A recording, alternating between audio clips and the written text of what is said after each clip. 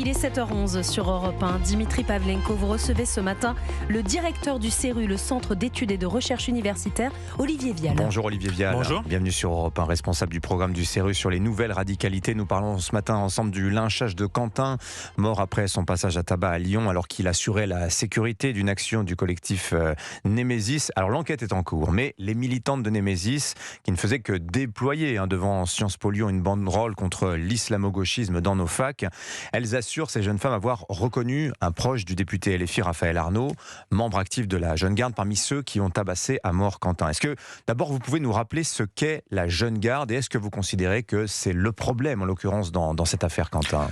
En tout cas, oui, ce qui est sûr, c'est que c'est dans l'affaire Quentin, c'est la mouvance Antifa. Et dans la mouvance Antifa, on a historiquement plein de petits groupes extrêmement autonomes avec des identités locales très fortes. Et la Jeune Garde, quand elle s'est créée, elle a eu 2018, c'est assez récent. Elle a eu l'ambition de créer une marque nationale et de révolutionner un petit peu ce qu'était l'antifascisme pour lui donner une véritable vitrine. Raphaël Arnaud s'est tout de suite mis en scène. Il a créé des groupes en Jeune Garde à Lyon, Strasbourg, Paris, avec une esthétisation de la violence. On voyait à l'époque les militants s'entraîner, poser dans des poses martiales. Et ça, effectivement, ce qui est la seconde nouveauté, pendant très longtemps, les mouvements Antifa étaient plutôt des mouvements clandestins, confidentiels, marginaux. Raphaël Arnaud a voulu médiatiser, donner une vitrine et du coup il a séduit Jean-Luc Mélenchon grâce à ça. Alors d'ailleurs il y a dans ces mouvements-là un peu le mythe de l'autodéfense, il faudrait se défendre contre une extrême droite extrêmement brutale et vous rappelez dans un papier récent, alors sur une autre histoire, sur une manifestation qui avait eu lieu l'année dernière, le collaborateur d'Ercilia Soudet, Richie Thibault, qui exhortait la foule à constituer des brigades d'autodéfense populaire contre l'islamophobie. Donc c'est un autre sujet, mais on voit que la même logique est à l'œuvre. Or là, c'est pas de l'autodéfense, c'est de l'agression caractérisée. Oui, mais en fait, parce que ils utilisent le terme d'autodéfense parce que dans l'opinion publique, on croit que c'est de la légitime défense, alors que le concept d'autodéfense est totalement différent de la légitime défense. C'est pas l'idée d'être en capacité de réagir si on est attaqué, mais c'est de créer les conditions d'avoir des brigades qui puissent se suppléer à la police notamment. Parce que l'autodéfense, c'est l'idée que l'ordre et les forces de l'ordre seraient complices du système fasciste et donc il faut être en capacité d'avoir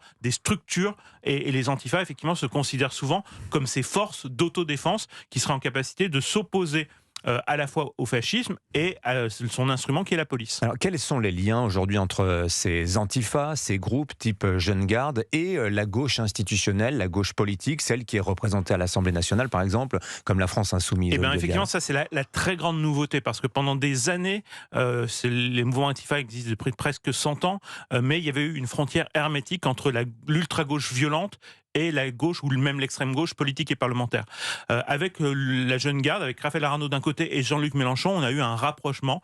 Dès les années 2020, Jean-Luc Mélenchon va inviter les jeunes de la Jeune Garde dans les universités d'été de LFI. Il va ensuite, vous le savez, lui faire un pont d'or pour lui offrir une investiture et le faire élire, malgré le fait qu'il était déjà fiché S et qu'il avait déjà été condamné pour des violences en réunion aggravée. Et donc, il y a une véritable connaissance de cause. Et donc aujourd'hui, effectivement, LFI a ouvert la boîte de Pandore et a considéré que cette violence politique pouvait être un instrument de cette stratégie de conflictualisation qui a été présentée par Jean-Luc Mélenchon. Et vous dites, Olivier Vial, qu'on retrouve des niveaux de violence politique à l'extrême gauche comparables à ce qu'on a connu à la fin des années 70, années 80, les années Brigade Rouge, Action Directe en France, etc. Oui, en fait, alors on n'est pas encore arrivé au même niveau d'intensité, mais on commence à retrouver la même grammaire. C'est-à-dire qu'on n'est plus sur de la violence, justement, on n'est pas sur des risques, on n'est pas sur des violences spontanées entre militants qui se croisent et qui s'affrontent. On est sur une violence qui est prémédité, ciblé,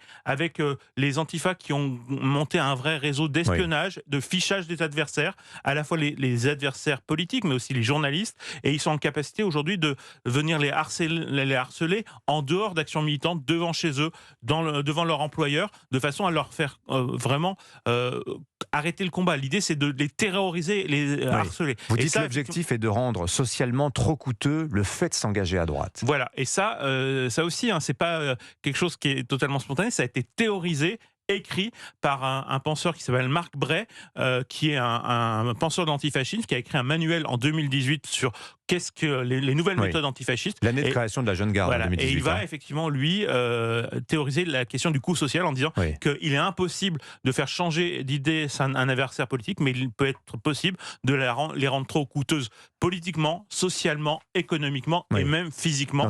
Donc la violence. Mais c'est intéressant parce qu'on pourrait se dire ce sont des jeunes violents qui prennent la politique comme prétexte. Alors c'est exactement l'inverse. Ce sont des jeunes ultra politiques qui emploient la violence comme un outil comme un autre. Oui, tout à fait. Et avec une très bonne connaissance effectivement de nos institutions, puisque Marc Bray a bien conscience que la violence de cet ordre-là, dans un premier temps, elle va susciter des réactions négatives, mais qu'avec le temps, plus elle sera quotidienne, moins il y aura de réactions et on s'y habituera. La fenêtre d'Overton qui s'agrandit. On s'habitue à cet langage-là. Il invite effectivement à continuer à multiplier ces actes de violence. Dernier point, et alors là c'est assez inquiétant, vous nous disiez hors antenne, Olivier, il y a quelques minutes, et encore, ceux que vous avez vus ce week-end, ceux qui auraient tué, on va rester prudent, l'enquête le dira, Quentin, ce sont les plus gentils, entre guillemets, de l'extrême gauche, de cette ultra-gauche insurrectionnelle. Aujourd'hui, les services estiment qu'il y a au moins 3500 militants d'ultra-gauche qui sont fichés S, et parmi eux, effectivement, on a des gens qui sont encore plus dangereux, puisqu'ils ont des liens avec des réseaux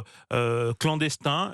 Ils sont passés très souvent à l'action de sabotage, quelquefois maintenant avec des engins explosifs, avec des engins incendiaires. On a eu plusieurs bâtiments récemment qui ont été incendiés. Et tout ça, effectivement, c'est dans une galaxie où on sent que la volonté, comme ils le disent, et là aussi ça a été théorisé par quelqu'un qui s'appelle Gunther Anders, c'est faire mal à ceux qui nous font mal, et donc être en capacité de faire du mal à tout le système et à nos institutions. Merci beaucoup Olivier Vial d'être venu nous parler de cette nouvelle radicalité à l'extrême gauche. Vous êtes responsable du programme du CERU en la matière. Et d'ailleurs, on pourra lire quelques-uns de vos papiers sur le site internet du CERU, que je les recommande chaudement. Merci d'être venu ce matin sur Europe 1. Bonne journée.